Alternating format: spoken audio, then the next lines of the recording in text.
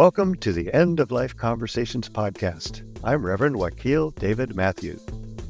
And I'm the Reverend Mother Ana Luisa Armendariz. In this podcast, we share people's experiences with death and dying, whether it's grief and loss, or joy and celebration, all things related to the end of life. We so enjoy all our insightful and passionate guests who generously tell their stories with compassion and wisdom. So let's get started. Hello, everyone. We're so glad today to have Anastasia Dadashpour join us. She grew up in a multicultural and acutely political family and was introduced to a multitude of ideas about the functioning of society. Her curiosity drew her to explore the world and its systems, cultures, histories, and perspectives. She's traveled to 44 countries.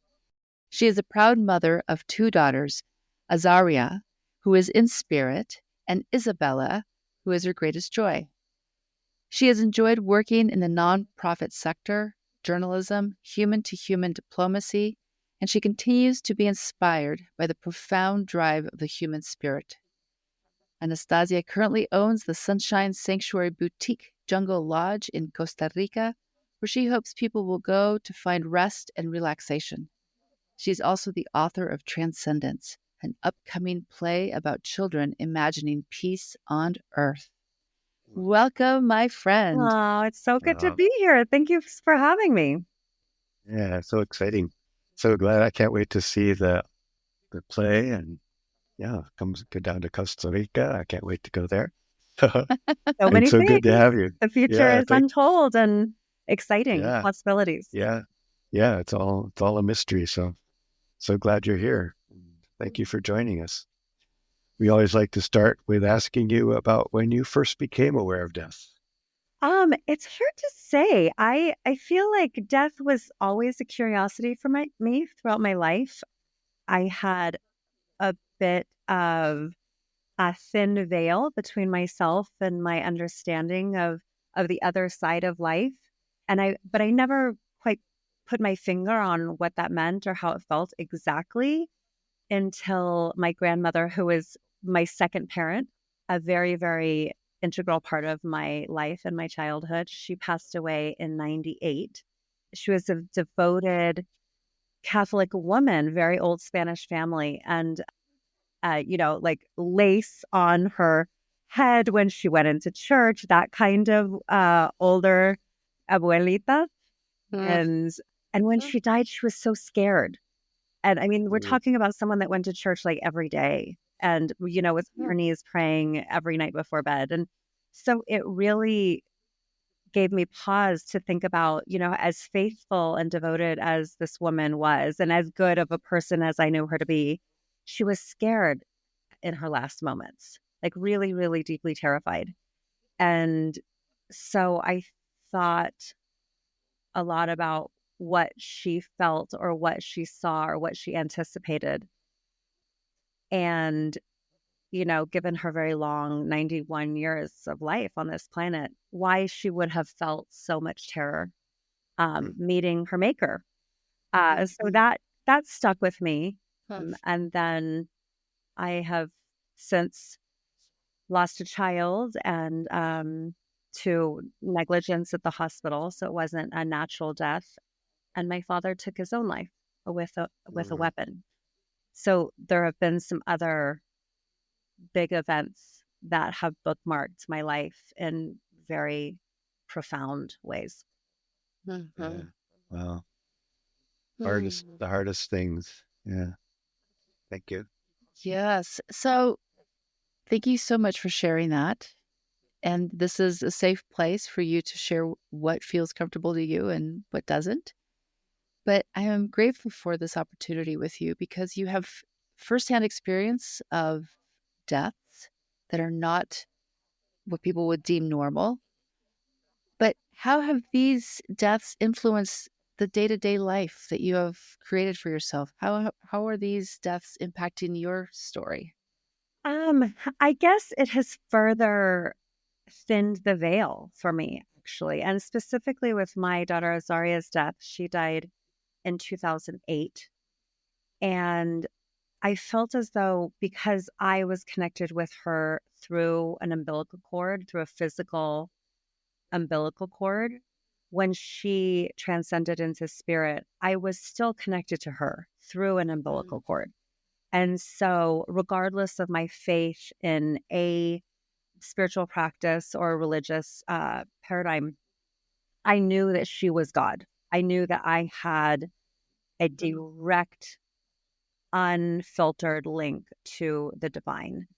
Mm. And I was getting downloads like crazy. And she had a mission for me. And she was like, this is where you need to go. And this is what you need to say. And this is how you need to say it. And this is who you need to talk to. And it was very, very, very clear. I mean, she was like, here, you're my puppet. You have a human body and you can do the things I need to, for you to do. And I'm up here kind of orchestrating the whole plan. And I was like, okay, Mm. and for some reason, somehow that made the impact of the loss a little more palatable because I felt like I was part of a grander scheme. Mm. I was being used by the divine in the best possible way that I could with my skill set.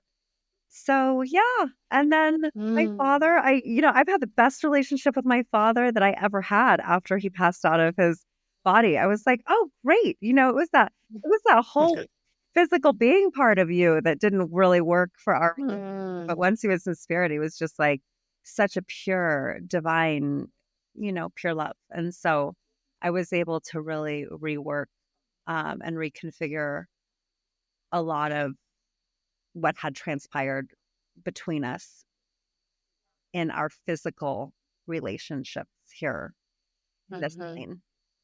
Mm. Mm. Wow, Wow. I really love that sense that there's a connection after our beloveds leave that can be just so so strongly felt and so guiding, so much of a guidance. Mhm. We talk a lot about the guidance of our ancestors, and ancestors can come in many forms, and so that's beautiful. Thank you for sharing that. That's profound. Very It is profound. profound. It is, and it's a gift, Anastasia, that you are able to articulate this with us today.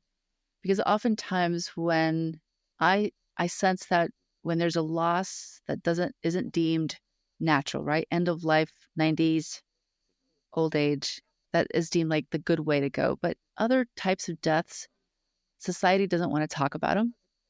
And the folks who are left behind feel such an immense loss and also cut off from being able to talk about it. Yeah.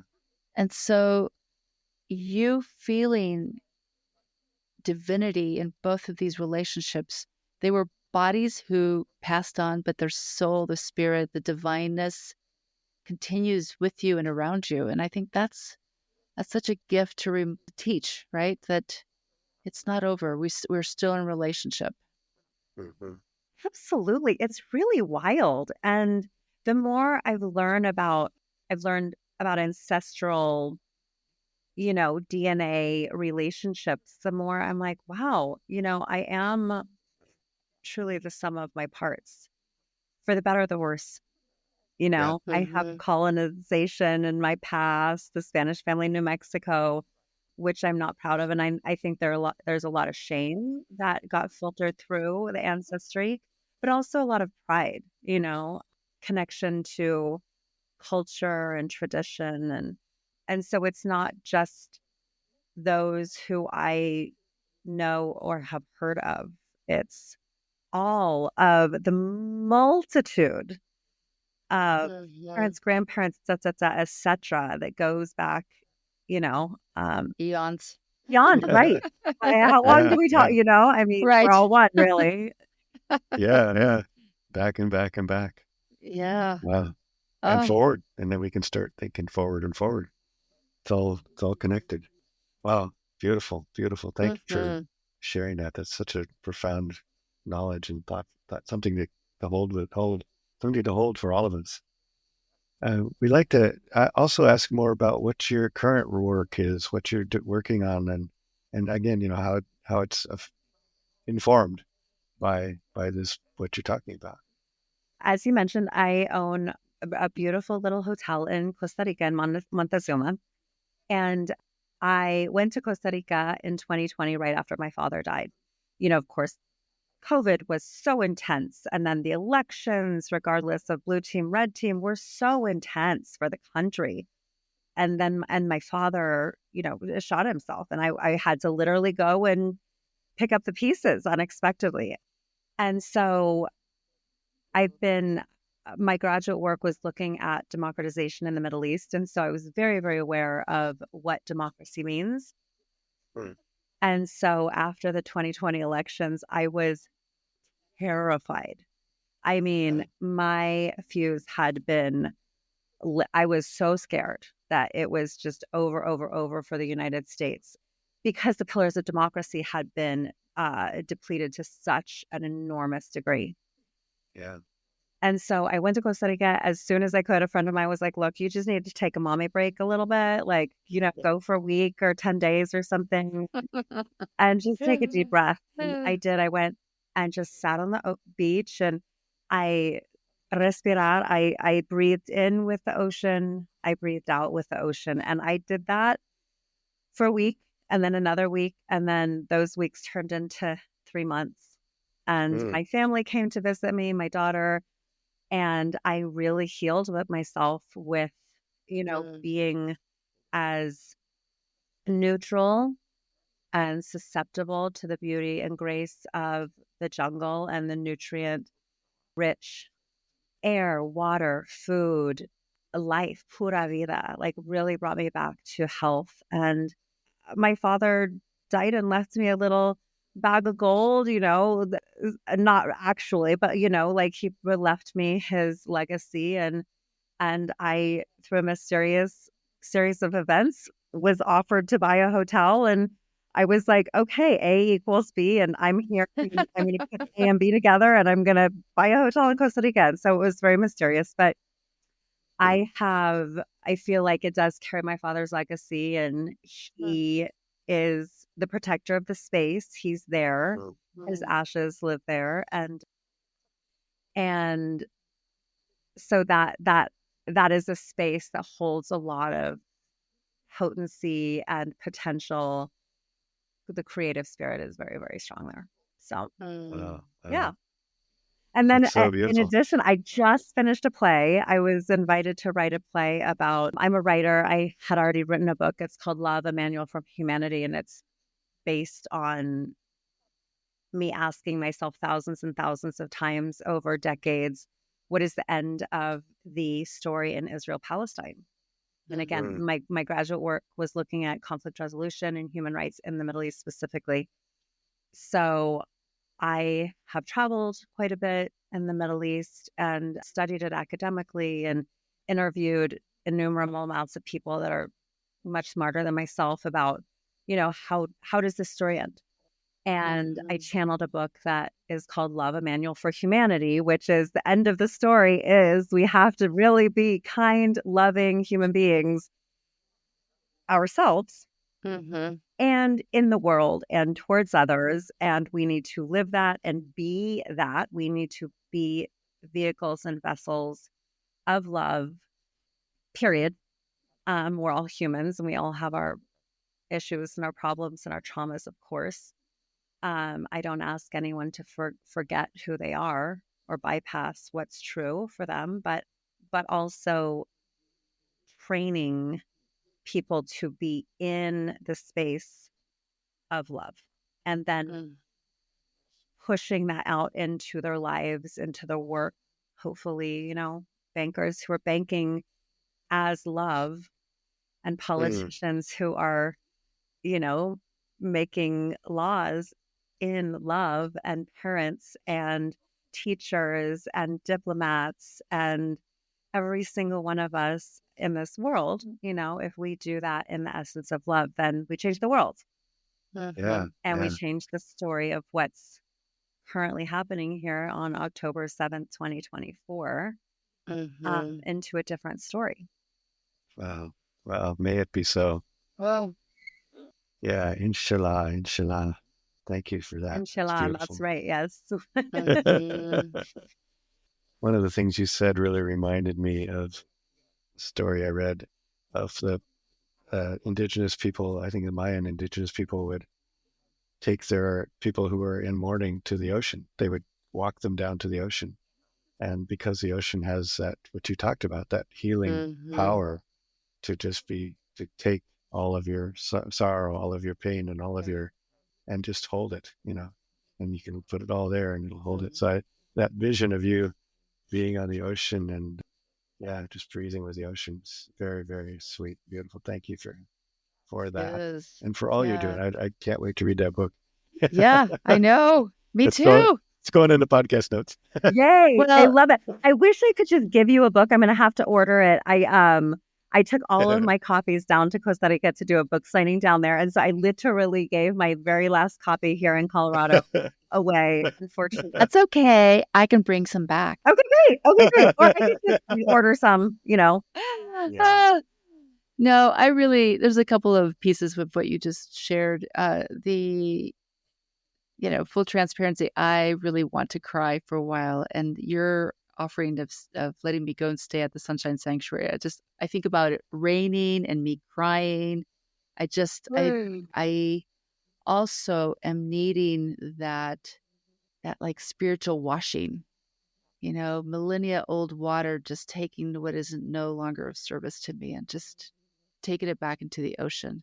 Yeah. So I really appreciate that was your calling, and that's definitely what I'm feeling these days as well. And I will also want to tell our listeners that you and I met when you were doing a dinner to introduce some Palestinians in our community who were talking about the work that needs to be done in the Middle East. And that was my first introduction to you, I think 2017. right. I'm sure. It was way back. Mm-hmm. And, just noticing that thread of the Middle East has launched you into your life's journey and brings us on October 7th, 2024. And thinking about those who have passed for the last year, like thousands upon thousands upon thousands of innocent lives have been taken.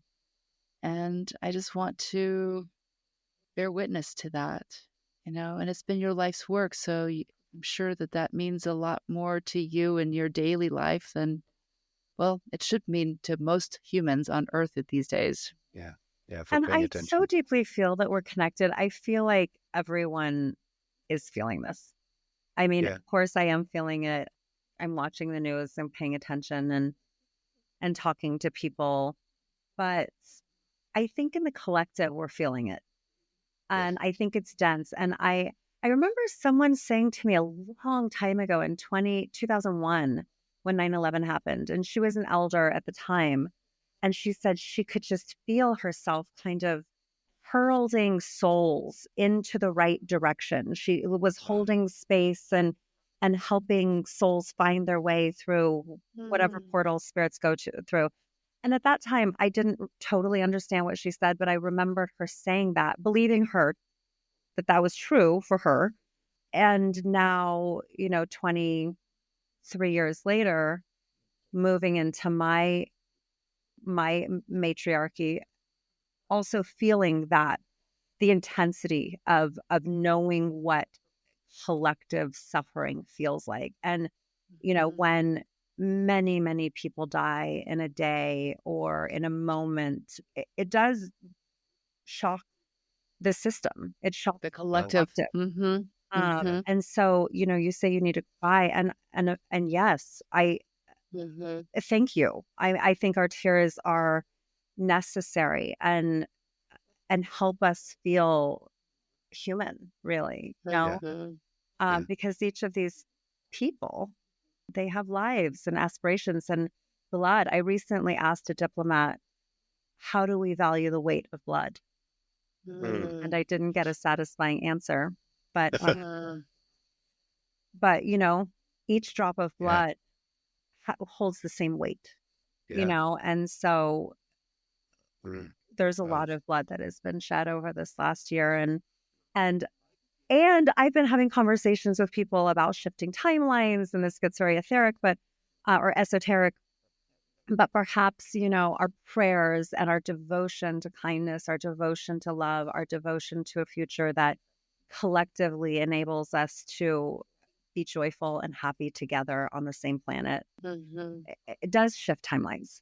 Then we Yeah. live Mhm. in a world where we inch closer and closer to peace every single day. And we, Mhm. with each breath, with each night's sleep, that we dream a new consciousness, a new reality, we, push the envelope just a little bit. And so, Yeah. perhaps in my lifetime, maybe in my daughter's lifetime, I'd like to see it personally, selfishly, Yeah. to be alive on this planet when people are like, you know what?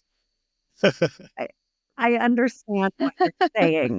Yeah. Yes, You yes, have yes, a yes. valid right to life, as do I. So, Yeah. Wow, wow. Oh man, I pray that is true. I mean, Yes. you folks are a little less far down the road than I am, so you might make it and I might not. But it's that idea. We plant the seeds.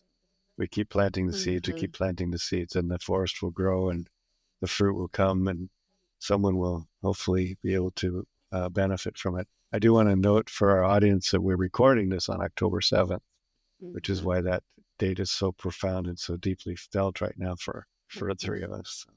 Yeah, thank you so much. Wow, Yeah. what a wonderful conversation. What a wonderful thought. Beautiful Yeah. thoughts. Well, and I'm still in that vein. Anastasia, you have been working on a play about children see finding peace, making peace, but after the apocalypse. So I feel like we should talk about this. amazing. Yeah. I think I got Yeah, distracted with my book, but where I was actually going is what's happening now, which Yes. yeah, is, I'm in, It's all good. It's all I connected. love This it. is I how love it it. Love is. it. Love it. So it's called Transcend. And I haven't traditionally learned how to channel, but words come through me and then I write them down and I realize they're way better than I could ever have made them. Or the collection of them, the information that comes out. And so my book was channeled. I have a second children's book that's unpublished that was channeled. And then I haven't channeled anything because it just comes by itself. It's not called. Mm. But this play came, I was invited to write a play. And then I was like, gosh, I don't know what I would write about children imagining peace because I don't know what peace looks like. And I can't even imagine it because I'm not conditioned to see that world yeah. with my brain. And so it came through and it came through post apocalypse. Mm. And so the story is there's 12 children who survive Armageddon, which there is a place in present day Israel that is called Armageddon on the eve of people talking about nuclear weapons being thrown around the planet. That's where we're at. And Yeah. Mhm. so this play starts with 12 children. They're Palestinian Christians, Bedouins, Druze, African Jews, Ashkenazi Jews, Sephardic Jews, like, Samaritans, like, the whole collective, children from Gaza, children from the West Bank. Like, I really tried to encompass, like, who is living in this area that we call, between the Jordan River and the sea. And these children find each other and realize that there is no identity. Once your identity is wiped clean, Mhm. once your people have destroyed each other and there is nothing left, then and you start anew, then you start from an innocence Mm. of creation. And so throughout the play, the children, are wearing various colors symbolizing their previous identity pre-apocalypse. And then throughout the play, their ragged clothes are mended to be wearing white. And at the end of the play, everyone is wearing white. And they Really. reimagine through their innocence their parents and their families and their communities coming back to life, but through the purity of their imagination, through their consciousness. And Mm. so they bring the world alive again. So there's kind of like this resurrection experience, this death and resurrection experience of the planet and of civilization. And I'm kind of hoping that when we get it out there in the world, people are like, whoa, wait, I don't want to do that. Can Yeah, we choose yeah. another timeline on that? Can we choose Yeah. another option? Like, Wow. so Wow. I'm pretty inspired by that in this moment. Beautiful. Yeah. Oh, Phew. I just with your words though, I was in your story already and I could see Yeah. it. I could see Yeah. these children mending their clothes and to finally it's quilted into this innocent lightness of being. Wow. Yeah, that was very moving. So I haven't even Mhm. seen the play and I'm already deeply moved. Thank you. Well, Wow. I'm excited. I'll keep you posted on, who Yeah. and how and when we're going to make it all available. Yeah. Perfect. Beautiful. So Thank you. beautiful. I'll have to introduce you to our last guest too. So you guys can Yes. compare notes about three plays. Amazing. Please do. Because right now, me and my collaborator are in the very beginning stages of, taking an idea and making it real. And so any assistance we welcome. Please contact me. Yeah. Notice to all playwrights out in the world. Right. Yeah. And I loved his last thing he said to us. If you know any producers in New York or London or London, near. Yes. Please. please let us know. Calling that in. Yeah. It's beautiful. We always like to kind of think about the challenges that you go through in the work you're doing, but also where you find support, where you find what practices or connections or community or whatever. What is it that keeps you going day to day? Really, it helps you stay centered and grounded. What has probably been most effective for me is dance. I have always been a dancer throughout my life, and there's an amazing community here in Denver, an ecstatic dance community. And that's like my church. That's my workplace. That's where I go to just transform whatever is happening through movement, through breath, through like the imagination that happens in the microsecond of creation. Yeah. And so I've been doing that a long time.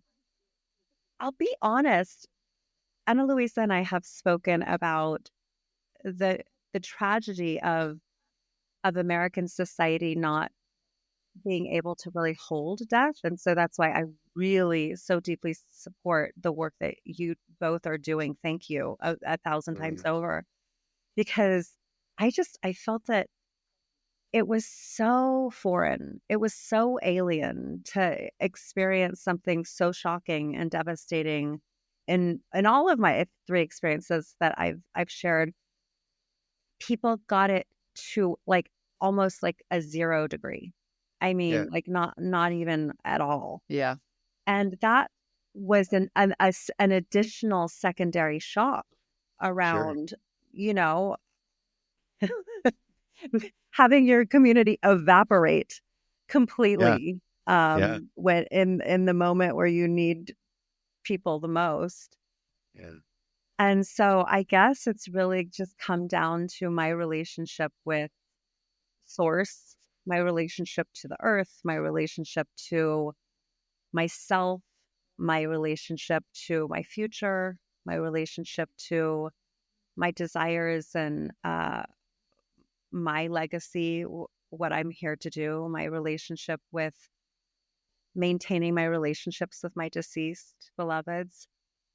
But in terms of support, I wish I could say I had some. Mhm. And I had some. I did have some, but not much. Not Yeah. enough. Yeah. Yeah. I'm here for you now, though. Thanks, babe. Yeah, it's true. And this is the part where Wakila and I are really committed to this work because so many of us have death experiences, even, and what is it like near death experiences that people don't understand, or working in the death cares world. Nobody wants to talk about it. It's too unsettling. And so it's such a shame to our culture that we can't even just bear witness to it. and just, looking in the eyes and just be like, I love you and I'm here for you. And yeah, so I understand. I understand that. I understand Yeah, you. yeah, yeah. And we talk a lot too about what is important, what the importance of recognizing what's useful and appropriate and what isn't when you're working with someone who's grieving for whatever loss. Mm-hmm. We did a special podcast just about that. And both of us have had experiences of both. And I think one of the big things that came from that is forgiveness for messing up, because you're going to mess up, and forgiveness for those who say things that don't necessarily help. But again, just that being aware of that and really thinking about that, considering carefully before you act or speak, is this about my need or about the person who I'm speaking to? So And wise. yeah, and so it's so important and hard. It's difficult. It's hard to do that because we all have our own needs. We want to make sure that people notice that we're nice people, you know, Yeah. and that can get in the way of our really considering, is this really about me or about the person who's suffering? So I'm so glad you now have Annalisa next door. Yeah, and And others too. Like, yeah, and I'm Wakil farther and I, away, but yeah, Wakil is definitely our support as well. The other piece I was just thinking about, I always go back to one of our guests, Patty Bueno, way back at the beginning of the first Mhm. season, but how she explained it, I will never forget. We have losses every day, be it as elemental as the loss of that breath that I just took. It's gone. As the trees are beginning to shed their leaves. There is a very formidable loss that we're having. We're ending our summer. We're going into autumn. There is a loss of, ideas and marriages and job opportunities. And there's so much loss truly around us, but nobody is taking the moment to just bear witness to it and, say, hey, I just lost a really good friend. She's no longer speaking to me and I'm really sad by that, right? Like, oh my gosh, I'm so sorry. But she said the more we practice noticing these small losses, our container to fill the big ones, our container will be stronger to fill the big ones, like a death. Like it's just a different kind of loss, but we'll be sturdy enough to take those losses. And I really appreciate that because it reminds me that oftentimes our community, it's almost like a spiritual bypassing. We're like, we have to be so positive and so, on to the next great thing and we're going to make it and we got this, that we forget that death has impacted our collective or our personal stories. Mm. And, there's no space to acknowledge it or to hold it or to just be silent with it as a community. So yeah, that's the learning we all have to work on, I think, as a society these days. Mhm. And again, the idea of death doula is so brilliant and profound to me. I mean, holding space for the person entering the transition. I mean, how magnificent. I Yeah. truly, Yeah. I think that's some of the most awe-inspiring work I can really imagine. I mean, truly. And I'm not just saying it to the two of you. I felt that way for a very long time. I met this man, a Burning Man of all places, and we're having these wild adventures. And I remember him saying that he was practicing this type of Buddhism where he was intimately connected to death in every moment. Hmm. Mm. Like death was his guide. And at the time I was like, whoa, that is really creepy. And I didn't hear it at all. I was like, oh, okay, Yeah. you're my neighbor. Oh, like I got that.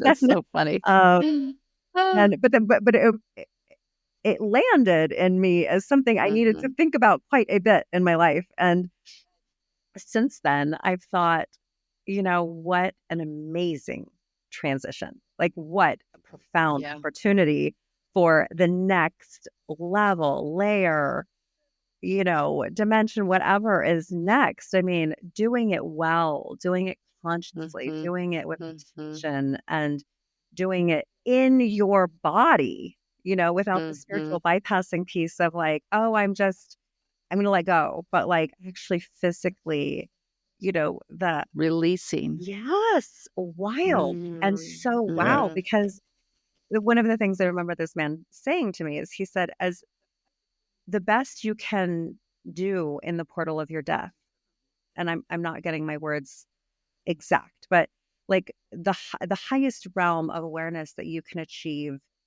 in that moment of transition will affect your other lives, how you reincarnate, what you've shed energetically on this plane in this life.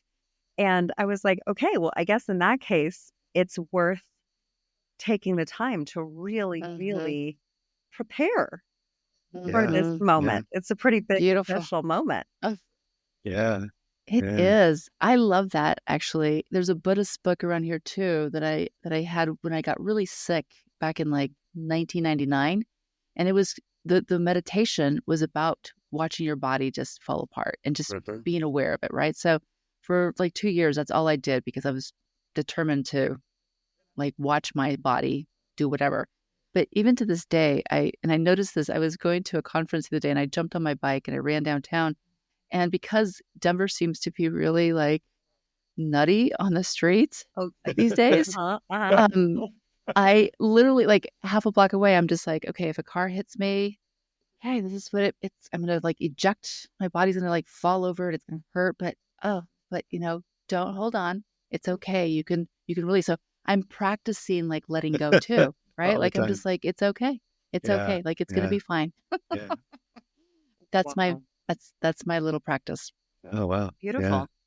I love that you brought up death doulas. We can use that as a promotion for a podcast we're going to do, one of our premium podcasts, just talking to death doulas. So we want to Yeah. know, what is a death doula? What do they do? How did they get there? How did they find that calling? What was their Right. guidance, and what do they want to share? What do they want to give? I think And there are that's all that. kinds of death doulas too. Yeah, yeah. Well, I went to a conference last week and handed out 100 cards or something, and suddenly we've got like 7 or 8 death doulas in a row that want to talk to us. So Amazing. so, but great, we'll do them. We'll put them all together. So it's great. Though, but you're right. It's such a just having that, being aware that there is such a thing now is really, really beautiful and a And really also just possibly a good change. being aware for those of us left behind watching Mhm. the ascendance of our beloved, the the shifting moments. Like I have a very dear friend who is a cranial sacral therapist, and she was holding her father's legs as he ascended. And she said the cranial sacral pulse was pulsing through his body, even though his heart had ceased to be pumping. The cranial Wow. sacral fluid was pumping through his legs for like 40 minutes Wow. afterwards. Wow. And, you hear that people can hear you for Well, a period after Mhm. they're no longer alive. mhm. So there's some kind of neurological. So I think it's interesting teaching those of us left behind how to hold space Yes. for Mhm. like the full potentiality. It's not just a moment, it's a period. Yeah. Right. Yeah. Yeah. Wow. Oh, Such great work. Such important work. yeah. You're so fun to talk to. Yeah. Yeah. We could go on a long time. But thanks so much. We always do like to make sure we ask if there's anything that you wish we had asked you. No, I have delighted in this conversation. It's been really rich for me to be here with you both. Yeah, yeah, we loved it as well. I'm looking forward to Yes. it. We will And certainly let's let you keep the know. prayers going. I guess the last thing I would say is really, really heartfelt prayers. May we shift Mm. timelines and may we emerge victorious in peace. I mean, truly, Yeah, yeah, because we Mhm. can. I know we can. yeah, yeah. Let's do So, that love thing that you talked about. oh, I let's do the do. I love thing. know. I'm in. Great. All right, we'll do it. Well, as usual, we like to end our interviews with a quote or a poem that our guests have brought us. And Anastasia has brought us this beautiful quote from Rumi. So I'll start.